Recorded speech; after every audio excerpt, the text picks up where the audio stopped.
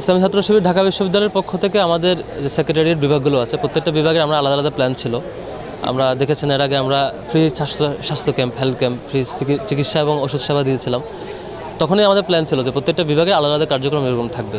তো আমাদের এইবারের কার্যক্রমটা হচ্ছে আমরা প্ল্যাটফর্মের নাম দিয়েছি ইনসাফ, initiative for safe and assured future. আমরা এই প্ল্যাটফর্মের পক্ষ থেকে রমজান উপলক্ষে আমরা প্রতিদিন ফ্রি ইফতার বিতরণ কর্মসূচি করছি শুধুমাত্র ঢাকা বিশ্ববিদ্যালয়ের শিক্ষার্থীদের জন্য। এখানে যেহেতু ঢাকা বিশ্ববিদ্যালয় এরিয়াটা অনেক বড়, তো এই জায়গাতে যদি আমি একটা স্পটে প্রতিদিন বন্টন করতাম, হয় টিএসসি বা মধুর ক্যান্টিন অন্য কোথাও, তাহলে সবার জন্য যাওয়াটা কঠিন হতো।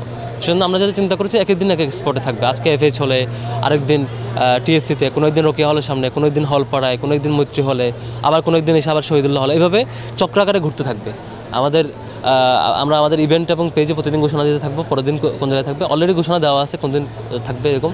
আমরা ধরে নিচ্ছি প্রাইমারিলি প্রথম 15 দিন বিশ্ববিদ্যালয় চালু থাকবে, পরে বন্ধ করে দেবে। এটা ধরে নিয়ে প্রথম 15 দিন কর্মসূচি টার্গেট নিয়েছি। এরপরে যদি ইউনিভার্সিটি ক্লাস আরও খোলা থাকে প্রথম 15 রমজানের পরেও, তখন আমরা এটা চালু রাখবো ইনশাল্লাহ। তো এখানে আমরা দুইটা জিনিস চিন্তা করেছি। একটা হচ্ছে একটু টাইম সিলেকশন, একটু অন্য টাইম ঠিক করেছি। সাধারণত যেটা হয় অন্যান্য ইফতার প্রোগ্রামগুলো একদম ইফতারের টাইমে ইফতার দেয়। ভিশনের ফুলঝুরি মেগা অফারে ফ্রিজ কিনলেই পাচ্ছেন 16 পিসের আকর্ষণীয় গিফট বক্স একদম ফ্রি।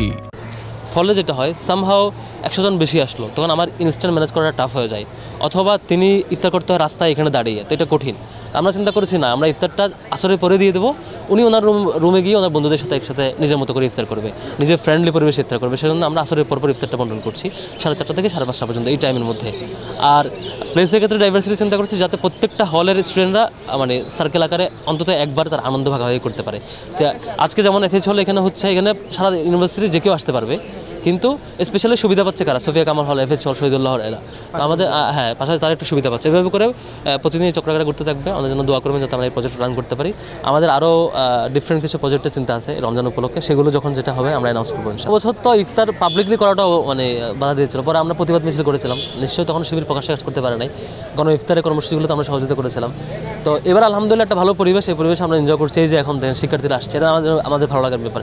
আমরা জানি না কতটুকু তাদেরকে হেল্প করতে পারবো, কিন্তু একসাথে আনন্দ ভাগাভাগি করার ব্যাপারটা রমজানে, এটা একটা গ্রেট অপরচুনিটি আমাদের জন্য। এটা এই সুযোগটা সবসময় থাকুক।